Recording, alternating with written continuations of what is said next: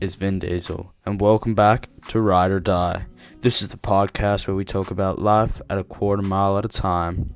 Ride or Die is all about the world's up-and-coming, most death-defying events, and today we have a special segment, a new coaster to hit the streets, the Cannon, made by the man, the myth, the legend, my friend Charles Fay.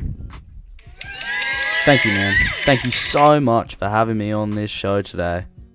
So, Chuck, if you will, I know you've designed many coasters in your day, like the Big Dipper, the Hair Raiser, the Sledgehammer. I could go on for years. But, what gave you the inspiration for this one? Like you know, I was just in my next car stunt, as you do, and I was thinking about this coaster.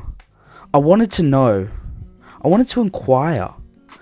I wanted to know if I could shoot a gondola that is attached to a high-strength metal cord up in the air, and on its descent, because it's attached to that high-tension cord, it could do a full loop around a vertical circle by the force and speed down alone.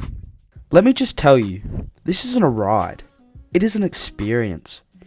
It is the only coaster where you start with a slingshot-style launch and hit that weightless experience at the top of the arc of projectile motion, then plunge into a kind of G-force thrill that makes your stomach drop. And here's the kicker. Once you complete that first loop, the gondola transitions into a uniform circular motion for 3 more revolutions, keeping riders in that adrenaline-fueled sweet spot. And it's a perfect balance of fear and fun. But, Charlie, that sounds so unsafe, if you'll let me say that. Like, I've done a lot of crazy stunts in my day, and I can't believe that you were trying to accomplish that. It could not be safe. Are you kidding me, Vin? Nah, I'm kidding. Let me talk you through all the aspects that ensure the safety of our passengers on the ride, the Cannon. So, let me tell you about my ride. My ride is a 38 metre tall structure that mimics the triangle structure of a ride like the Sledgehammer and performs a circular motion similar to the Sledgehammer at Luna Park. The structure winches up a 792 gondola to the top and angles it so it's prepared to be launched at 53 degrees above the horizontal, flying through the air as though a cannonball. 22 metres high and flies horizontally across the radius distance of the cord, which is 33 metres. The gondola is caught in the air by the metal cord, and through the direction of its motion and its downward direction of motion, it comes down into a vertical circular motion and is spun 207 metres around the circumference using the force derived from the projectile motion. The ride then speeds up uniformly and performs 3 loops at 40 metres per second, proving it's the fastest circling ride before experiencing 6 Gs of braking force due to a quarter revolution immediate stop. Passengers will be shot in the air at an angle of 53 degrees above the horizontal at a speed of 22 metres per second. This will allow for them to travel 33 metres horizontally and generate a high force down to ensure that they will be able to carry enough force to be able to go around the 207.5 metre circumference. They'll be shot, Vin, at a force of 9,330 newtons, and the total time for projectile motion will take 4.12 seconds. Pause.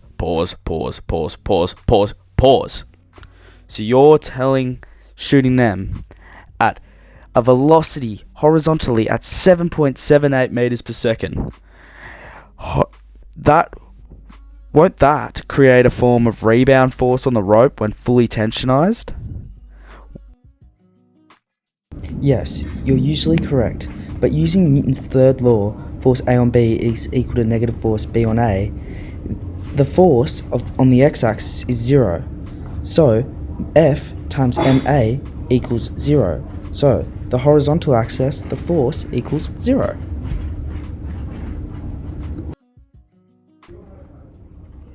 The force 0 horizontally versus the 9,329 newtons of force down vertically proves how the motion will create a great amount of force and velocity, allowing the gondola to carry its speed effectively down through my circular motion calculations. It proves that the projectile motion provides enough effective force and speed to allow the gondola to do a full loop. But Charlie, how will you be able to generate enough speed and enough force from projectile motion for it to do a full loop around a 207 meter circumference? It's just not possible. So, for the projectile motion, we need to shoot them across a horizontal distance of 33 meters, and I devised that I wanted it to go at a height of 22 meters. The angle above the horizontal will be 53 degrees, and the gondola will be shot at a speed of 22.2 meters per second. This will generate a force down which equates to 9,329 newtons of initial force before the circular motion has even begun. Or my logbook. We can actually devise that now that the cord is fully tensionized, we can use circular motion equations to find the force down which allows the gondola to accelerate. So, the initial force down is 23,292 newtons, accelerating the gondola by 24.4 meters per second. At the bottom of the ride, the gondola has accelerated to 36 meters per second. 36 meters per second? Charles, I'm looking at your logbook right now, and that says a force of 46,000 newtons. That's a G-force of 6 Gs. That ain't safe for the human body. Are you stupid? Then, this 6 Gs of force is only experienced for a total of 1.44 seconds, as when the rider goes through vertical circular motion on the up force, or in the upward direction of force, the force is actually reduced due to the acceleration due to gravity, and it actually decelerates 36 meters per second to 31 meters per second as a result of gravity. It will then decelerate again in the next quarter revolution from 31.1 to 28 meters per second, reducing the amount of force on the rider and allow for a more fun experience. But through the little deceleration, it provides a strong amount of safety for the individual rider, as it ensures that they will be able to make a full revolution once inverted.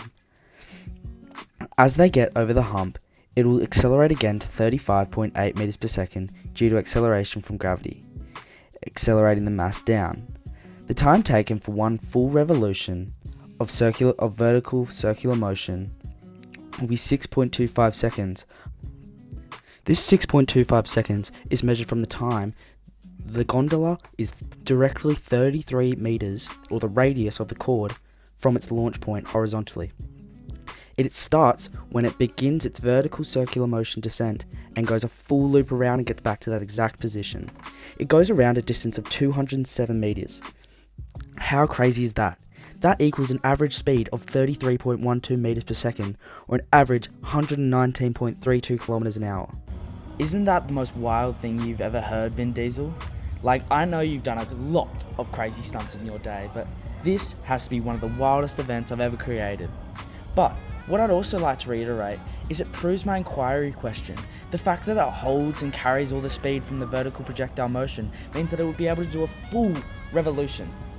And moreover, it reveals and proves my logbook calculation. Moreover, it proves the necessary need for the high velocity at the start of my ride. It proves why I need such a high velocity of projectile motion and no braking force when it's doing a full resolution. This proves my inquiry question of, would projectile motion provide enough force down to do a full vertical loop around a 207 meter circumference? Why not just stop there? Why not reduce the parameters that could go wrong?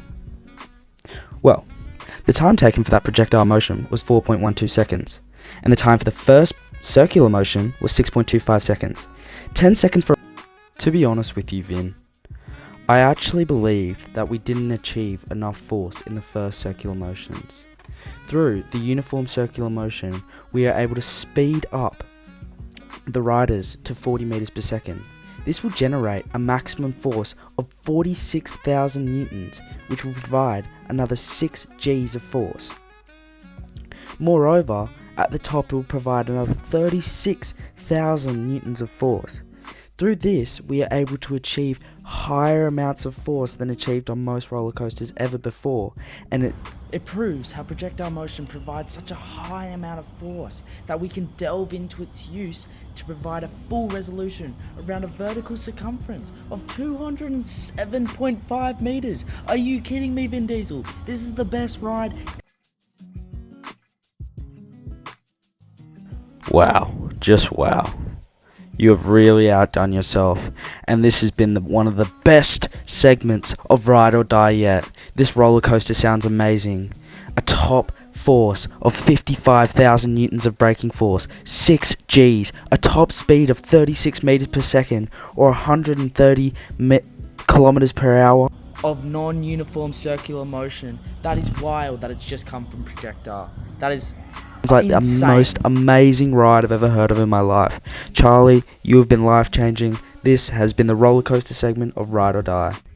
Moreover, shot out of a cannon, then achieving a maximum acceleration of 49 meters per second squared, being able to feel the G-force of 46,717 newtons as you fly through the air, reaching a top height of 71 meters, traveling a circumference of 207 meters in less than 7 seconds. Are you serious? This is insane. From what I've seen in your logbook, so you're telling me the calculations is it generates a maximum amount of newtons of downforce when trying to brake in 1.25 seconds of 55,500 Gs.